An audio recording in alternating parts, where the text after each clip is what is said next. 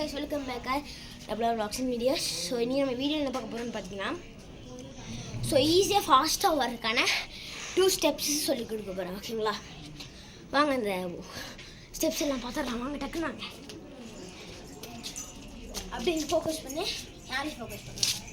First step, உங்களோட leg வந்து long எடுத்துக்கணும், இவ்வளோ சைஸ்க்கு இருக்கணும்.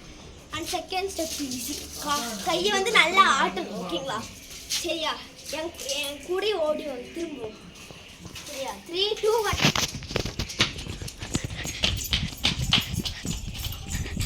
அவ்வளோதான் கைஸ்.